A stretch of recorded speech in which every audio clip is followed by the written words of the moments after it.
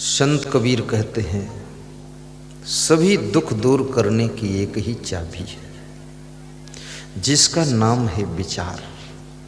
विचार कर खाइए, विचार कर बोलिए, विचार करके संबंध कीजिए, विचार करके रिश्ते जोड़िए, विचार करके मित्रता शत्रुता बनाइए, विचार करके घर बनाइए। गलत जगह घर बना दोगे, घर कितना कीमती हो, सुंदर हो, फैसिलिटी युक्त हो, कंफर्टेबल हो, लेकिन उस घर में तुमको सुकून नहीं मिलेगा, क्योंकि उस घर के आसपास जो घर हैं उन घर में सब दुष्ट भरे हैं। उन दुष्टों की वजह से शांति नहीं मिलेगी। इसलिए घर बनाने से पहले भी विचार कीजिए। पड़ोसी भी ठीक होना चाहिए। बिजनेस करने के पहले भी विचार कीजिए कौन सा बिजनेस करने की सामर्थ्य तुम्हारी बुद्धि में है, तुम्हारा स्वभाव उस बिजनेस के योग्य है कि नहीं है, तुम्हारी वाणी उस बिजनेस के योग्य है कि नहीं है, तुम खुद उस काम के लिए तुम्हारा शरीर फिट है कि नहीं है।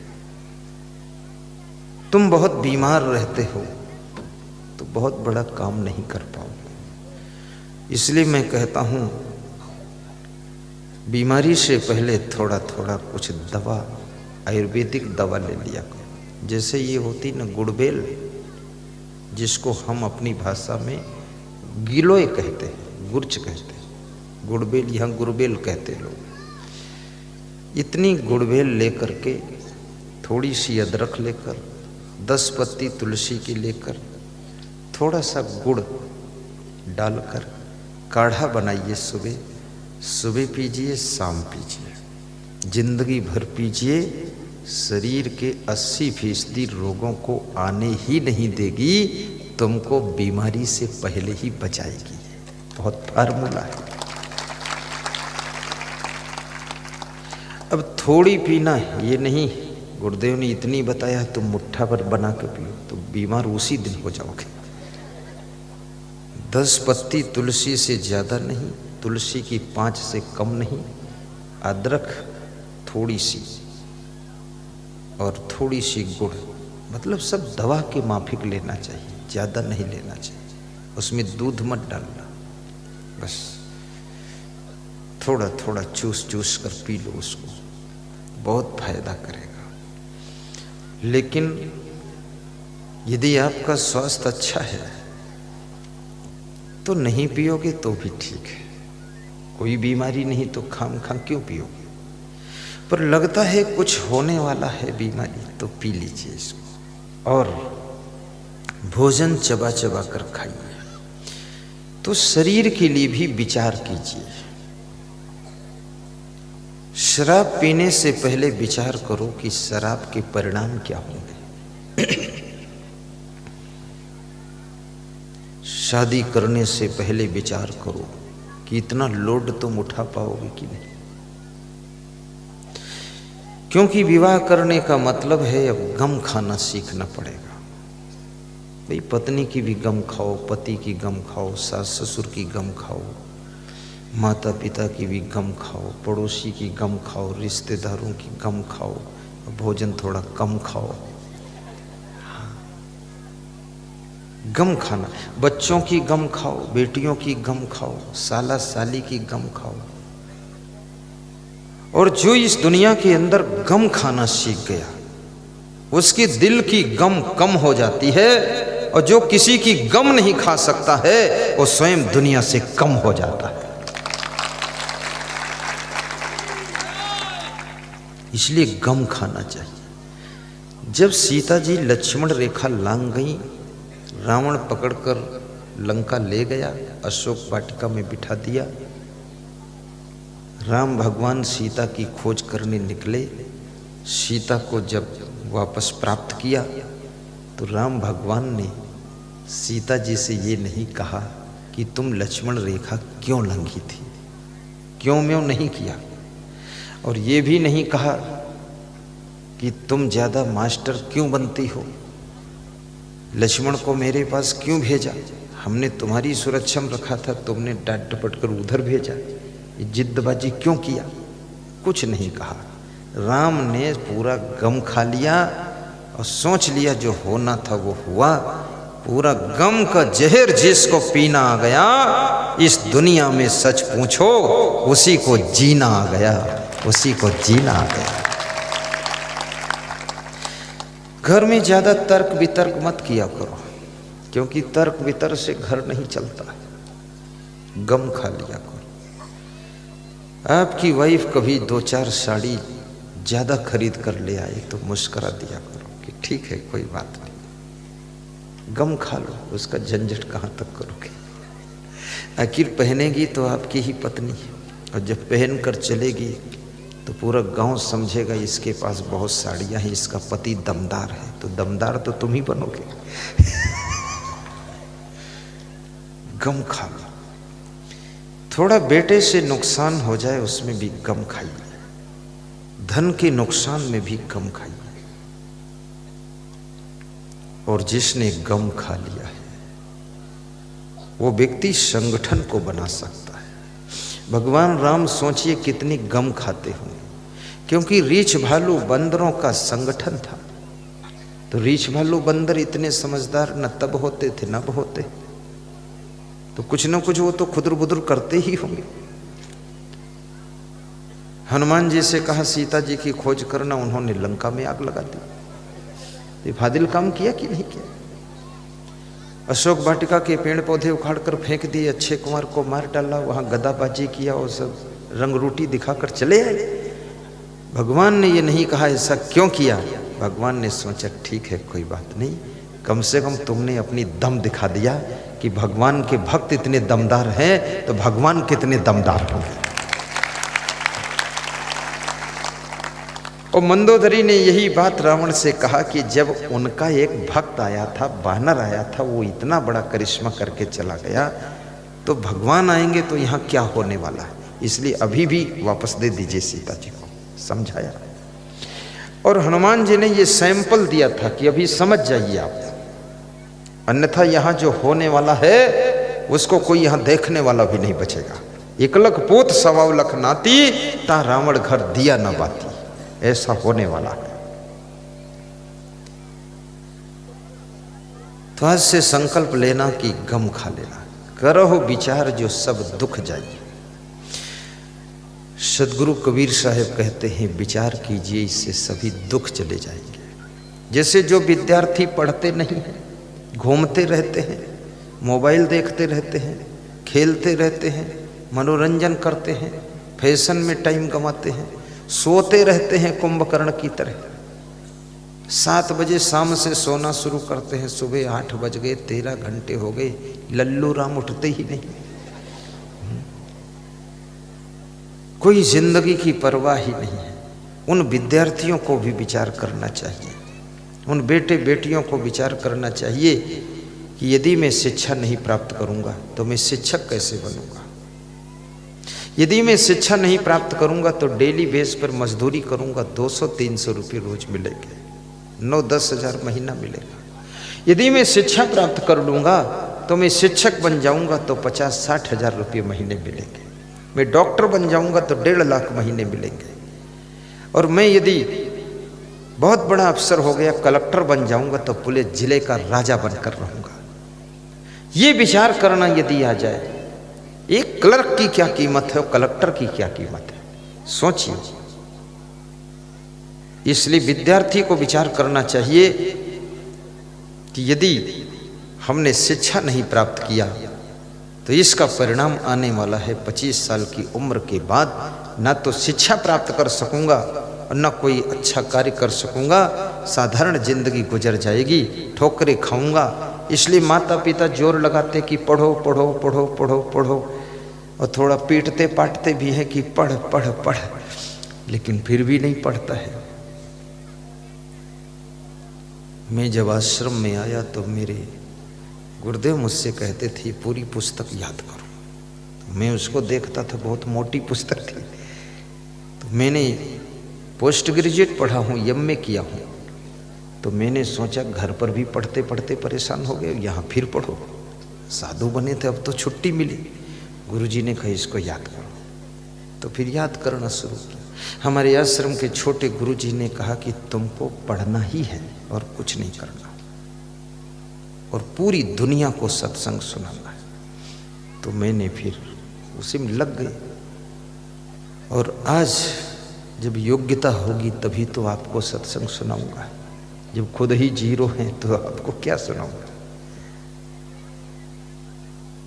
तो मैं बच्चों से कहूँगा शिक्षा प्राप्त कीजिए। ये जो बेटियां बैठी हैं बड़ी आस लेकर आई है, मेरा आशीर्वाद है तुम्हारे लिए, इन बेटों के लिए भी आशीर्वाद है। पढ़ाई कर तो इतनी कर, पढ़ाई की तो हद कर दे। अब घर में यदि गरीबी है तो उस गरीबी को भी रद्द कर दे, गरीबी को भी रद्द कर दे। और धनवान बन तो इतना बन कि अगर कोई रिश्तेदार गरीब है तो उसकी भी तू मदद कर दे। और निष्काम कर्म कर, यमराज के दरबार में पहुंच तो अपने कर्मों का खाता भी रद्द कर दे। भक्ति कर तो इतनी कर कि भक्ति की तो हद कर दे।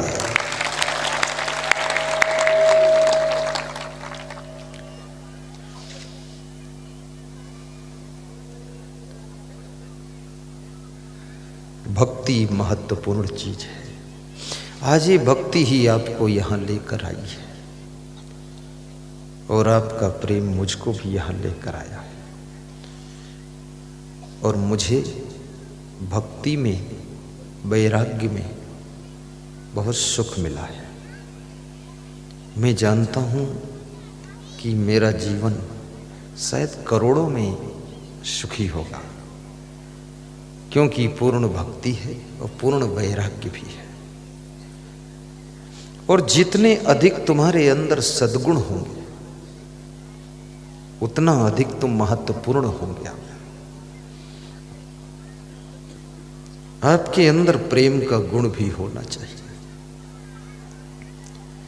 सबसे प्रेम करना सीखो, प्रेम से बोलना सीखो। गाय बछड़े पशु पक्षियों से भी प्रेम बोलो, प्रेम से बात करो। पौधों से भी, वृक्षों से भी, फूलों से भी प्रेम रखो। और जहां जहां तुम प्रेम करते हो वहां वहां तुमको सुख मिलता है। जहां जहां तुम नफरत करते हो, क्रोध करते हो, उलझते हो, वहीं वहीं तुमको दुख मिलता है।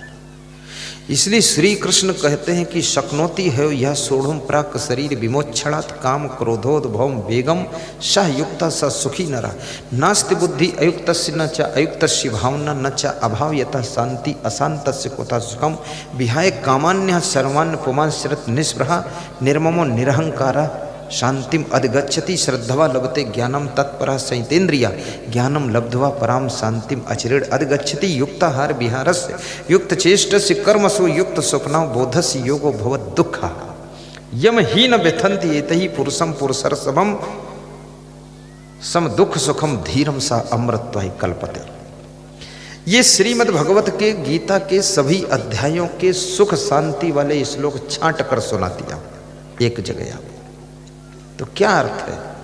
कृष्ण कहते हैं जो अपने क्रोध के उठे हुए तूफान को कंट्रोल करने में समर्थ होता है। गुस्सा आती है ना, कभी कभी सभी को आती है। मन में होता टीवी पटक दूं, गाड़ी में 2 लात मार दूं, पत्नी के बाल नोच डालूं, पति के ऊपर चूल्हे की आग फेंक दूं। इतना दिमाग खराब हो जाता है। कभी कभी होता, रोज नहीं होता है, कभी कभी। लेकिन उस गुस्सा को कृष्ण कहते जो कंट्रोल करने में समर्थ होगा, गुस्सा आने पर भी जो गुस्सा ना करे, क्रोध के आने पर भी क्रोध ना करे, उसको अंदर ही अंदर समन करे, कृष्ण कहते हैं सहयुक्ता सा सुखी नरा, वही योगी है, वही साधु है और वही सुखी मनुष्य होता है जो अंदर ही अंदर क्रोध को खत्म कर दे।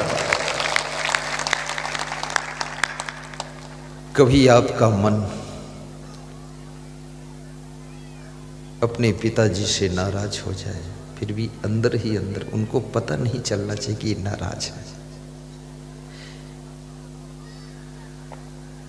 बस मन मन में ही समझा दीजिए, मन को विचार कर लीजिए। एक बूढ़े बाप ने अपने बेटे से पूछा, उसकी नजर कम हो गई थी, पूछा ये कौन है? तो बेटे ने कहा ये दोस्त लोग हैं। फिर थोड़ी देर बाद पूछा, स्मरण कम था, भूल जाता था। बोले ये कौन लोग हैं? बोले ये अपने दोस्त लोग हैं। तीसरी बार फिर पूछा ये सब कौन लोग आए हैं? अरे बोले 2 बार बता दिया, तुम सुनते नहीं, दोस्त हैं और कौन लोग। तो पिता हंसा और बोला कि बेटे धिक्कार है तुझे, जब तू छोटा था मैं तेरी अंगुली पकड़कर चलाता था, तब तू मुझसे पूछता था ये चिड़िया कौन है, तो मैं बोलता था ये कौवा है। तो 1 मिनट बाद फिर पूछता था ये कौन है पंछी, तो मैं कहता था कौवा है। तो फिर पूछता था ये क्या है, बोले कौवा है। मैं 20 बार तेरे को कौवा कौवा बताता था, नाराज नहीं होता था। और मैंने 3 बार पूछ लिया ये कौन है, इतने में तू इतना गर्म हो गया, हद हो गई तुझको।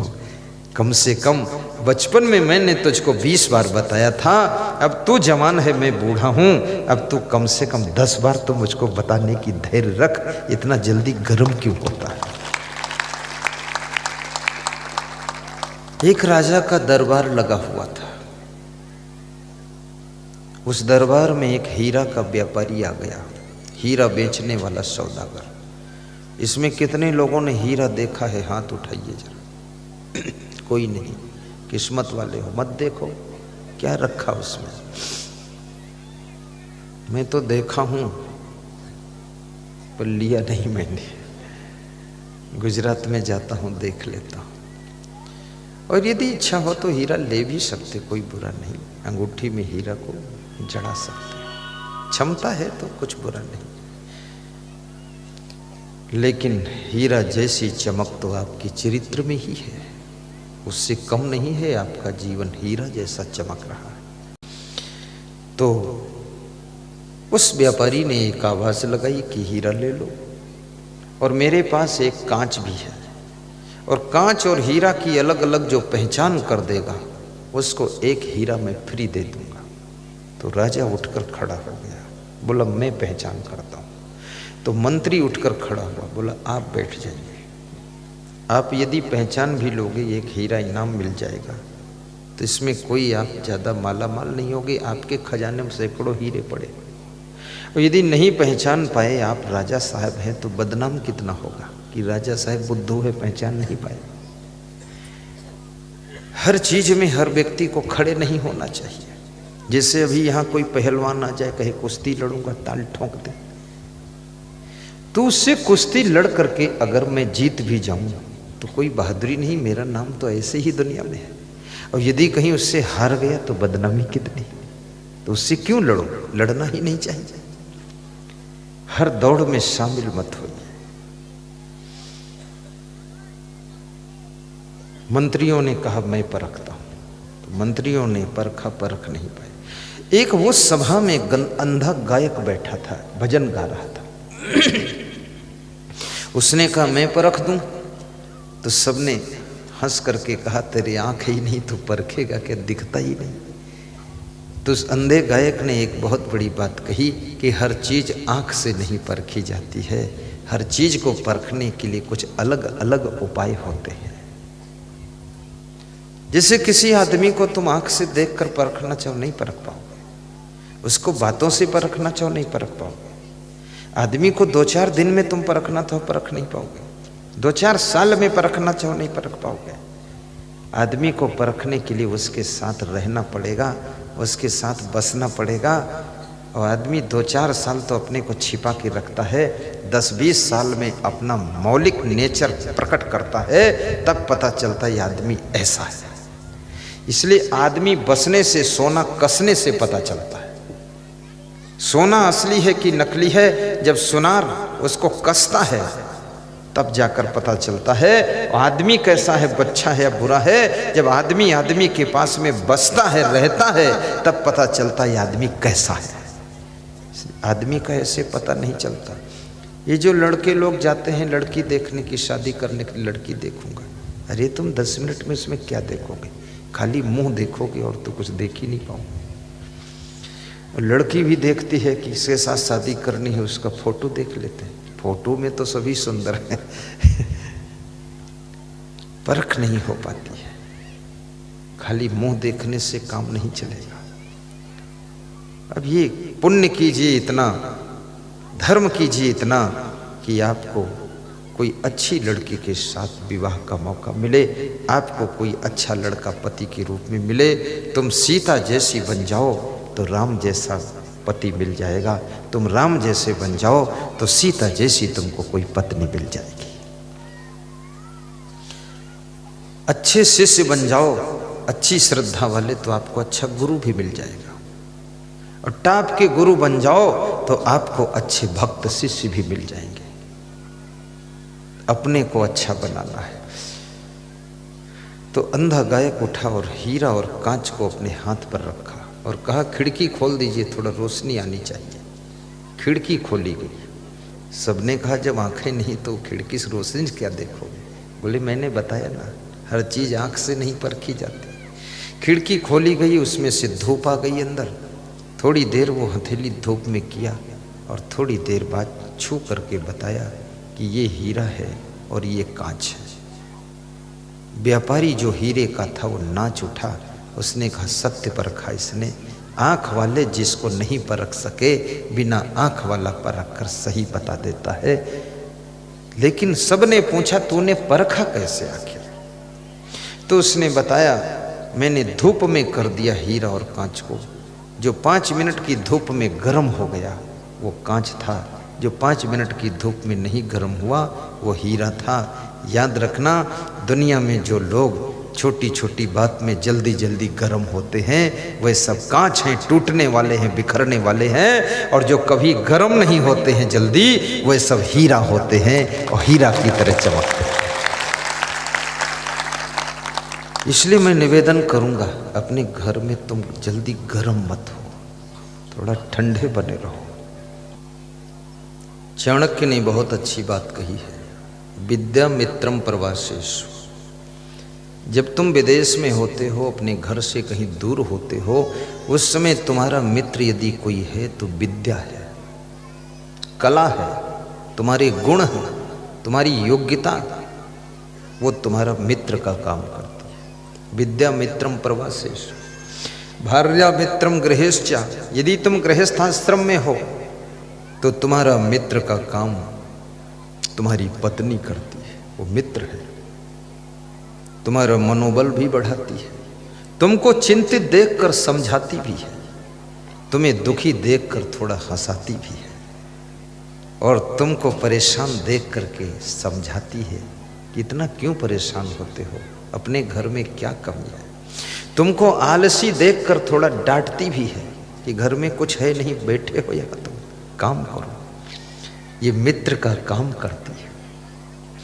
बीमारी के समय यदि तुम्हारा कोई मित्र है तो दवाई है, औषधि है, वो मित्र है। और यदि मृत्यु के समय तुम्हारा मित्र कोई है, व्याधि तस्य सधम मित्रम धर्मो मित्रम मृतस्यचा, तो धर्म ही तुम्हारा मित्र है जो मृत्यु के समय तुम्हारा साथ देता है। इसलिए धर्म को कभी न छोड़िए। मानव धर्म कितना बड़ा धर्म है। पति का धर्म, पत्नी का धर्म, बहन का धर्म, भाई का धर्म, पिता का धर्म, माँ का धर्म, सास ससुर का धर्म, गुरु का धर्म, शिष्य का धर्म। सोचो मेरा धर्म क्या है। और अपने अपने धर्म को अगर निभाना सीख जाओ तो आपका घर तो स्वर्ग हो जाएगा। लोग ये तो जरूर बताते हैं कि क्या पिताजी को ऐसा करना उचित था, लेकिन कभी लोग ये नहीं कहते हैं क्या मुझे ऐसा करना उचित था। लोग ये कहते हैं कि क्या मेरी पत्नी को ये करना उचित था, पर ये भी तो कहो क्या मुझे करना क्या उचित था। अपने लिए वही क्वेश्चन कीजिए और अपने अपने धर्म को निभाइए। और धर्म ही आत्मा का मित्र है। और ये परमात्मा कौन है?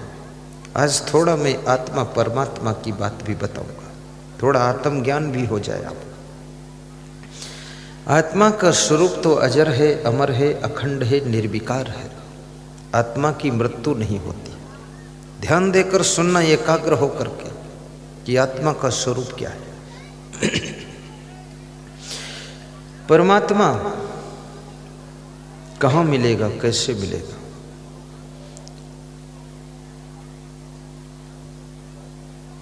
श्री कृष्ण से अर्जुन पूछते हैं कि ईश्वर कहाँ रहता है। कृष्ण कहते हैं ईश्वर सर्वभूतानां हृदय से अर्जुन तिष्ठति। ईश्वर समस्त भूत प्राणियों के हृदय में रहता है। कस्तूरी कुंडल बसे मृग ढूंढे बनमाही, ऐसे घट घट राम है दुनिया जाने नहीं। घट घट में वह साईं रमता, कटुक वचन मत बोल रहे। मुसलमान कहते हैं जर्रे जर्रे में खुदा है, और हिंदू लोग कहते हैं कण कण में राम है। बड़ी अच्छी बात बताते हैं। लेकिन यदि जर्रे जर्रे में खुदा है और तुम मानते हो, तो ये गाय भैंस को कैसे खाते हो? गाय भैंस में क्या जर्रा नहीं? उसमें तो बहुत जर्रा है। और गाय भैंस को खाते हो तो खुदा को खा जाते हो। और जब खुदा को खा जाते तो मस्जिद में नमाज क्या करते हो? अल्लाह इल्लल्लाह वलिल्लाह, और जो खाया था वो गिल दिया। ये सब क्या कर रहे हो? ये सब फालतू नाटक है। जब जर्रे जर्रे में खुदा है तो क्या गाय भैंसा में खुदा नहीं? बकरा मुर्गा में खुदा नहीं? क्या अंडे में खुदा नहीं? क्या मछली में खुदा नहीं? जब जर्रे जर्रे में खुदा है तो सब में खुदा है। फिर खुदा से क्या जुदा है? सब में खुदा है। और जब सब में खुदा है तो मांस कैसे खा सकते हो?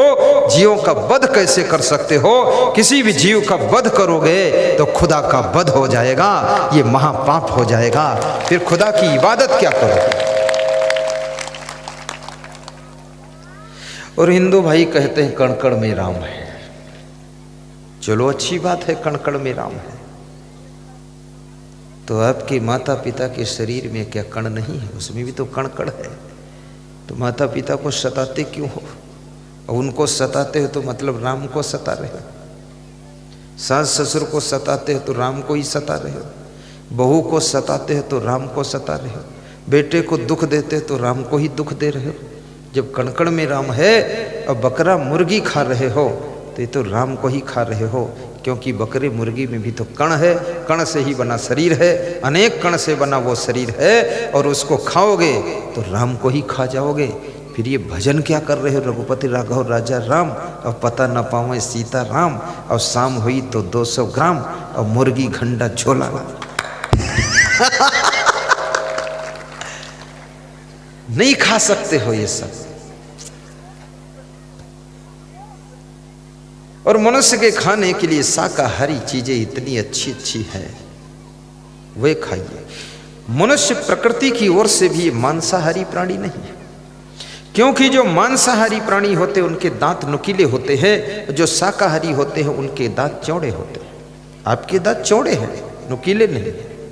जो मांसाहारी प्राणी होते हैं वे जीभ से चाट कर पानी पीते हैं, जो शाकाहारी होते हैं वे घूंट कर पानी पीते हैं। गाय घूंट कर पानी पीती है, इसलिए कभी मांस नहीं खाती है। और तुम भी घूंट कर पानी पीते हो, तुमको भी कभी मांस नहीं खाना चाहिए, क्योंकि तुम शाकाहारी श्रेणी के अंतर्गत हो। शेर के सामने घास रख दो, 7 दिन का भूखा शेर बैठा रहेगा लेकिन घास नहीं खाएगा, क्योंकि प्रकृति ने उसको मांसाहार के लिए बनाया। वो चाट कर पानी पीता है, जब खाएगा तो मांस खाएगा। गाय के सामने तो मांस रख दो, कभी नहीं खाएगी, जब खाएगी तो घास खाएगी। लेकिन आदमी के सामने घास रख दो तो पकौड़ी बनाकर खा लेगा, और मांस रख दो तो उसमें प्याज डालकर छौंक कर उसको भी खा लेगा। ये आदमी न गाय की ग्रेट में है, न शेर की ग्रेट में है, न मांसाहारी ग्रेट में, न शाकाहारी ग्रेट में। इसने अपनी सारी ग्रेट खत्म कर दी है। ये जहाँ जैसा दांव पाता वहाँ वैसा खा लेता, और जहाँ जैसा भजन करने पाता है, राम राम भी कर लेता है, खुदा खुदा भी कर लेता है, अल्लाह अल्लाह अल्लाह, और उसके बाद फिर हलाल हलाल हलाल। ये सब क्या कर रहे हो? और फिर कहते हैं हमारी किताब में लिखा है। कुछ लोग ये भी बताते हैं हमारी किताब में लिखा है। लिखा है तो उसको काट दो, गलत लिखा है, क्यों उसको मानते हो? तुम्हारे किताब में लिखा नहीं है मोबाइल्स का प्रयोग करना, क्यों करते हो? तुम्हारे किताब में लिखा नहीं ट्रैक्टर चलाना, क्यों ट्रैक्टर से खेती करते हो? तुम्हारे किताब में बहुत सारी बातें नहीं लिखी वो करते हो, तो बहुत जो फालतू लिखी उनको मत करो। फिर क्यों करते हो? किताब लिखने वाला भी तो कोई इंसान होगा, उसने अपनी समझ से लिख दिया, उसमें संशोधन कर दीजिए। आपके घर में तुम्हारे पूर्वज घर बना गए हैं, दरवाजा छोटा लगा दिया 4 फुट का, तुम्हारी खोपड़ी में रोज लड़ रहा है तो इसको तोड़कर 7 फुट का लगा दो। उसमें कौन अपना जिद वाली बात है कि हमारे बाप के बाप बना गए थे, खोपड़ी भले फूट जाए पर यही रहेगा, यही नहीं रहेगा, इसको तोड़ के नया बना दो। ये होना चाहिए।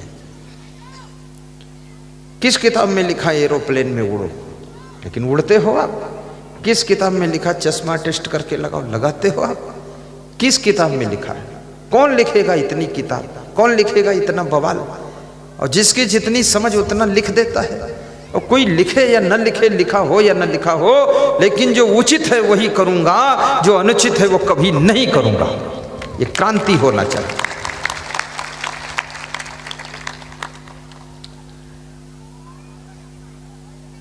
मैं तो बहुत विवेक से काम करता और बिनु सत्संग विवेक न हुई, जो विवेक से उचित है वो कर देता हूं।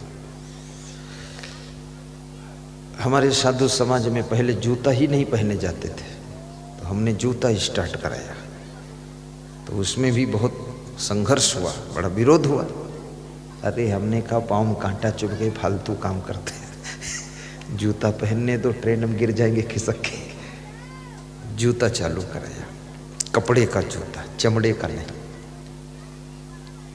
उसके बाद ये पगड़ी नहीं चलती थी, इसको चालू करवाया कि खाम खा खोपड़ी खोले गो मत, पगड़ी बांधो ताकि कंघा न लगाना पड़े। कंघा लगाओगे, बाल इधर गिराओ उधर गुड़ाओ, फैशन हो जाएगा, आकर्षण भी ज़्यादा बनेगा। इसलिए पगड़ बांध के बैठो, ऐसा लगे कोई बुजुर्ग बैठा है, क्या करना। पगड़ी चालू करा दिया,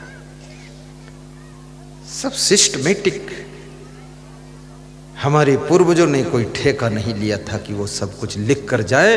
जो लिखने को शेष बचा है उसको आप खुद ही लिख लीजिए और अच्छा काम कीजिए, जिंदगी को सरल बनाइए और जिंदगी में आनंद लाइए।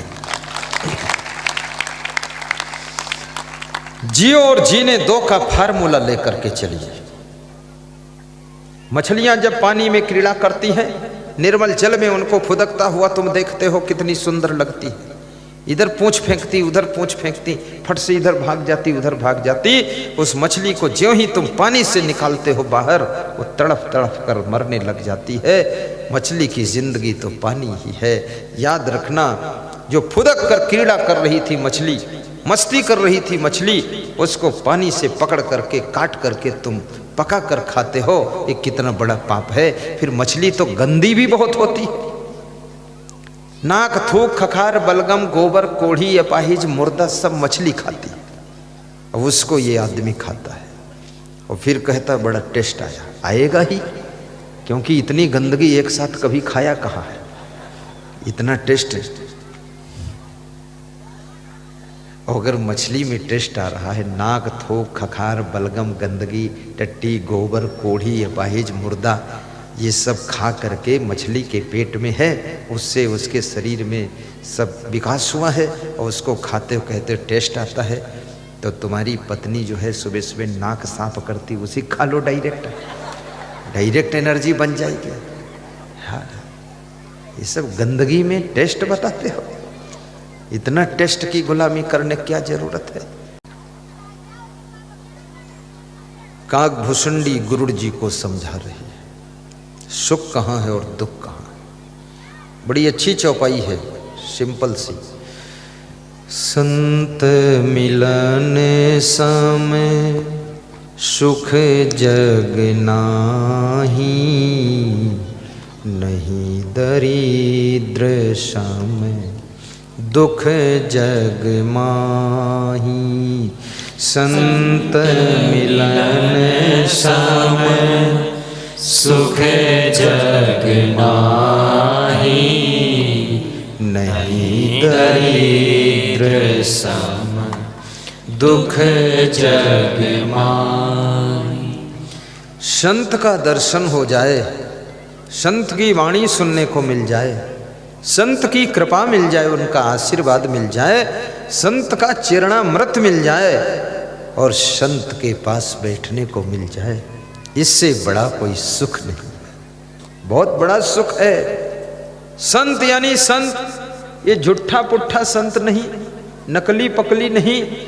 संत का मतलब संत। गाय यानी गाय, गाय का मतलब 4 पैर वाली गधी नहीं। गाय के पास दूध मिलेगा। तुम सोचो हर 4 पैर का जानवर गाय होता नहीं, 4 पैर का जानवर गधी भी होता है। तुम सोचो ये सब साधु जैसे कपड़े पहन ले वो सब संत होता नहीं, उसमें ढोंगी भी होता है। सच्चा संत मिल जाए आपको, क्या बात है। उसका सानिध्य, उसका आशीर्वाद आपके दुख को दूर। कल श्री राम नारायण जी सब्जी वाले राय साहब कह रहे थे, प्रयागराज कुंभ मेले में जाकर दर्शन किया, गुरु मंत्र लिया, तब से बड़ा चमत्कार है, बहुत कुछ मिला है। ये श्री नरेंद्र त्रिवेदी जी ने भी वही दीक्षा लिया था। और गुरु मंत्र 28 तारीख को भी कम से कम 28 लोगों ने लिया है, 29 को भी 29 लोगों ने लिया है, और आज 30 है तो आज 30 लेंगे या 300 ले लें। सबको गुरु मंत्र लेना चाहिए, क्योंकि गुरु बिनु भवनिधि तरई न कोई, जो बिरंच शंकर सम हो। गुरु की चाबी के बिना ताला कैसे खुलेगा। इसलिए सूरज के बिना दिन कैसे होगा, तो गुरु के बिना कल्याण कैसे होगा। ब्रह्मा विष्णु महेश से भी कोई बड़ा हो जाए, फिर भी गुरु के बिना भवसागर से नहीं तर सकता है। इसलिए सबको गुरु बनाना चाहिए, लेकिन गुरु करे जान के पानी पिए छान के, ये बात ध्यान रखना चाहिए। ठीक ठाक गुरु। टूटी फूटी नाव पर बैठोगे तो नाव भी डूब जाएगी, तुम भी डूब जाओगे। ठीक ठाक नाव पर बैठोगे और ठीक ठाक मल्ला होगा तो नाव भी पार हो जाएगी, तुम भी पार हो जाओगे। जो ट्रेन के डिब्बे खड़े हैं जंक्शन पर, साइड में सेटिंग लाइन पर, उनमें बैठ लोगे तो क्या यात्रा होगी? वो तो सेटिंग करने के लिए खड़े हैं। जो चालू ट्रेन है, जो डिब्बे इंजन से जुड़े हुए हैं, उनमें बैठोगे तब इस स्टेशन से अगली स्टेशन पहुंचोगे। ऐसे जो परफेक्ट गुरु है, इफेक्ट गुरु है, सिलेक्ट गुरु है, प्रमाणित गुरु है, वैराग्यवान गुरु है, ब्रह्मचारी गुरु है, जितेंद्रीय गुरु है, उसके इंजन से अगर अपनी जिंदगी का डब्बा जोड़ लोगे तो याद रखना फिर तुम अगली स्टेशन पहुंच जाओगे। गुरु समान दाता नहीं, याचक शिष्य समान, 3 लोक की संपदा, सो गुरु दीन ही दान। गुरु बिनु ज्ञान न उपजे, नहीं अज्ञान विनाश, बंदों गुरुवर देव को, जिनसे भ्रम तम नाश।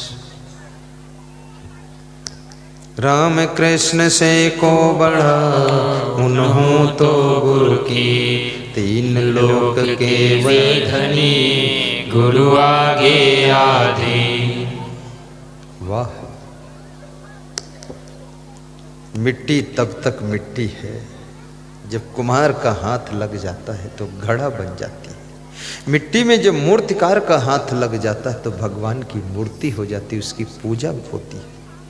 और उसी मिट्टी में जब गुरु का चरण छू जाता, चरण धूल बन जाती है। और उसी मिट्टी में जब किसान का हाथ लग जाता है तो गेहूं पीसी चना सब हरा भरा दिखाई देने लगता है। और मिट्टी तो मिट्टी है। जब ईंट भट्ठे वाले का हाथ लग जाता, मिट्टी ईंट बनकर भवन बनकर खड़ी हो जाती है। इसलिए याद रखना, आपका शरीर भी तो मिट्टी का पुतला है। अगर शराबी का हाथ लग गया तो ये पुतला शराब पीने लग जाता है। जुआरी का साथ पड़ गया तो जुआ खेलने लग जाता है। और किसी संत का साथ मिल गया तो सत्संग करने लग जाता है। अगर नेता का साथ मिल गया तो ये राजनीति करने लग जाता है। इसलिए याद रखना, हमें अच्छी संगत हमेशा करनी चाहिए ताकि हम मिट्टी से कोई महान बन सके, मूर्ति बन सकें और संसार में हमारा सम्मान हो सके। संगत से सुख उपजे, कुसंगत से दुख होए। कहे कबीर ता जाइए, जहाँ अपनी संगति हो। संत मिलन सम सुख जग नाही, नहीं दरिद्र सम दुख जग माई। कोशिश करो कि आपके घर में दरिद्र ना आए। दरिद्र कैसे नहीं आएगा? आज बताऊं कि अगले साल बताऊं? आज ही बता दूं। दरिद्र जो आया होगा वो भी निकल जाएगा, और आने वाला है तो रुक जाएगा, और आ चुका है तो विदा हो जाएगा। लक्ष्मी जी का वास हो जाएगा। दरिद्र दरिद्री बनकर मत जियो। क्या करना चाहिए? कुचेलिनम, मैले वस्त्र कभी मत पहनो, तो आपके घर में दरिद्र नहीं आएगा। घर में गंदगी मत रखो तो कभी दरिद्र नहीं आएगा, लक्ष्मी जी आएगी। और याद रखना, दांतों को मैला मत रखो, दांत साफ रखो, मंजन ब्रश ठीक से करो, दातून करो, दरिद्र नहीं आएगा। भोजन कम करो तो दरिद्र नहीं आएगा, भोजन ज्यादा करोगे तो गरीबी आएगी। भोजन ज्यादा नहीं करना चाहिए, थोड़ा सा खाइए।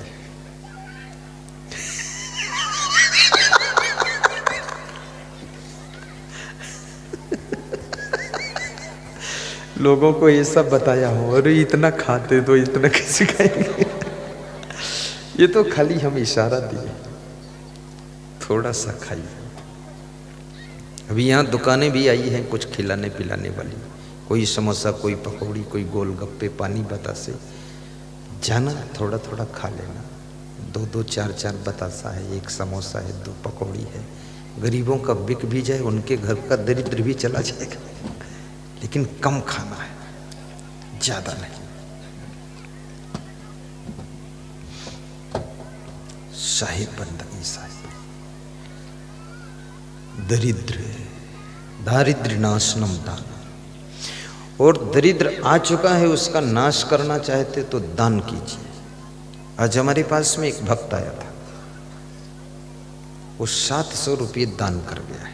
उसका नाम है रघुवीर सिंह कुर्मी, खैरोदा का निवासी। वो बोला 1 रुपये रोज दान देता हूँ, आपके लिए डब्बे में डालता हूँ। 2 साल बाद मिल रहा हूँ तो 700 दे रहा हूँ। तो हमने कहा ठीक है। रघुवीर सिंह कुर्मी खड़े हो जाओ। कहाँ है? ये देखो। बोले ये 700 तो नित्य का दान है। बोले गरीबी सब मिट रही है, बहुत माला माल हो रहा हूँ। बोले 1100 रुपये आपके सेवा के लिए आपको दे रहा हूँ, और ये 5100 रुपये आश्रम उज्जैन के लिए दे रहा हूँ। तो मैंने कहा कमाल है। वो देते ही चले गए, और श्रद्धा बहुत है। 2 साल बाद दर्शन किया है। 1 रुपया भी यदि तुम दान करते हो तो इससे होता क्या है? बहुत कुछ होने वाला है। ये धीरू भाई अंबानी चना मुरमुरा बेचते थे मंदिर के पास बैठकर, और शाम को 1 रुपया दान कर देते थे मंदिर के डब्बे में। तो मंदिर का पुजारी कहता था तुम बहुत गरीब हो, दान मत करो। ज्यादा गरीबी थी धीरू अंबानी। आज तो हिंदुस्तान में सबसे अमीर वही है। तो धीरू अंबानी ने कहा कि मेरी माँ ने कहा है कि बेटा जो भी कमाना 1 रुपया तो दान कर ही देना मंदिर में, फिर देखना क्या चमत्कार होगा। उस दान के प्रभाव से, उस दान के पुण्य से 1 रुपये का खेल था। आज धीरू भाई अंबानी, उसका नाम वर्ल्ड में है। रिलायंस के नाम से उनका उद्योग जाना जाता है, और हजारों पेट्रोल पंप है, और डीजल पेट्रोल की रिफाइनरी कंपनी है, और कम से कम 10 लाख लोग सर्विस उनके पास करते हैं, करोड़ों लोग। 40 किलोमीटर की एरिया में उनकी कंपनी है, मैं देख कर आया हूँ। उनके ड्राइवर का वेतन 2.25 लाख रुपये महीने है। 2.25 लाख रुपये महीने ड्राइवर का वेतन। और धीरू भाई अंबानी का बेटा मुकेश अंबानी, अनिल अंबानी संभाल रहे हैं।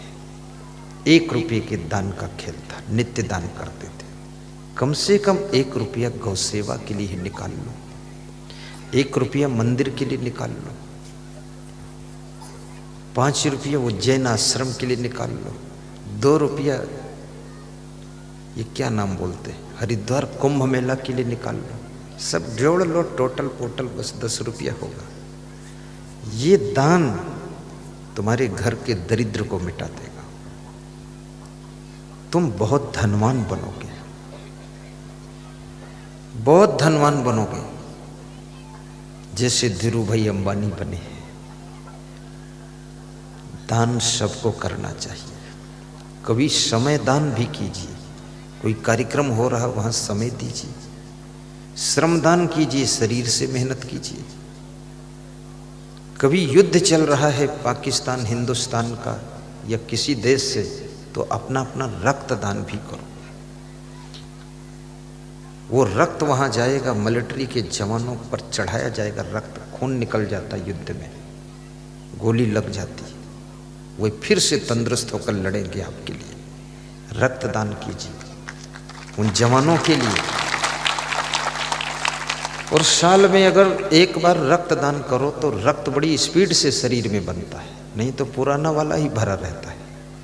इसलिए थोड़ा खून भी दान कर दो और वस्त्र दान भी कर दो। जैसे कुछ लोग मेरे लिए वस्त्र दान देते हैं, ऐसा इनर देते हैं और कहते हैं गुरु अब ये इनर में पहन करके ठंडी से थोड़ा बचता हूँ और करोड़ों लोगों को प्रवचन सुनाता हूँ। 14.5 करोड़ लोग मोबाइल की यूट्यूब में प्रवचन सुनते हैं। तो यूट्यूब के श्रोता का फोन आया था, तुम ये जो इनर पहनते हो जब मिलोगे तो हम भी यही दे देंगे आपको। बोले हम देखें इसमें बांध देते। वस्त्र दान भी करो और कभी अन्नदान भी करो, भंडारा करो। जैसे जय गुरुदेव बाबा के भक्त लोग यहाँ भक्तों के लिए भंडारा कर रहे हैं। और मोबाइल में जो प्रवचन सुनते हो आप, उसको जरा सब्सक्राइब भी कीजिए। उसमें पैसा नहीं कटता है। यहाँ पर कार्यालय बना, वहाँ फ्री सब्सक्राइब भी करते हैं। लेकिन सब्सक्राइब करने से फायदा ये होता है, जो नया प्रवचन लोड किया जाता है वो सबसे पहले तुम्हारे मोबाइल में आएगा। समागम की लिस्ट पूरी तुम्हारे मोबाइल में आएगी।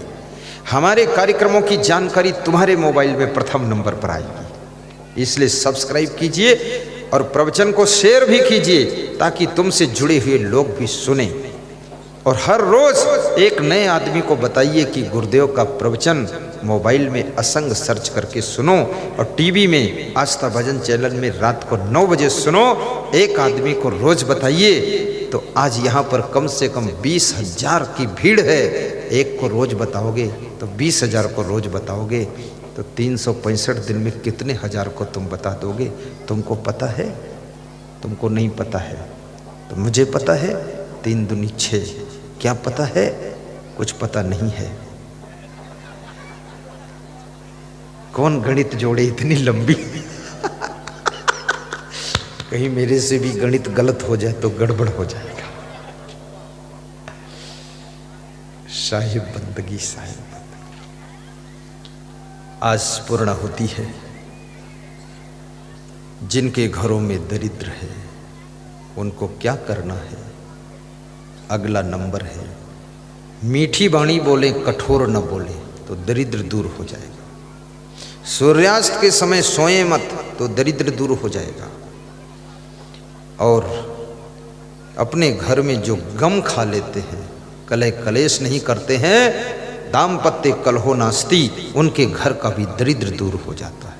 उद्योग नास्ति दारिद्र्यम, और जो उद्योग करते हैं, कुछ न कुछ काम करते हैं, उनका भी दरिद्र दूर होता है। जो सुबह शाम गुरु जी का ध्यान करते हैं और प्रवचन सुनते हैं, उस घर का भी दरिद्र दूर होता है।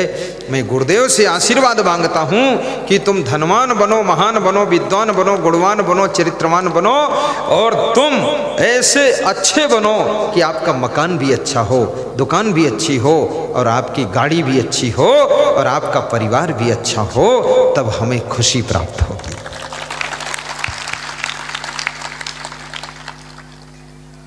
जिनको घर में भूत प्रेत दिखाई देते हैं, जिनके घर में कष्ट ज्यादा है, वे साहित्य की दुकान पर जाकर सारी पुस्तकें खरीद कर पढ़े।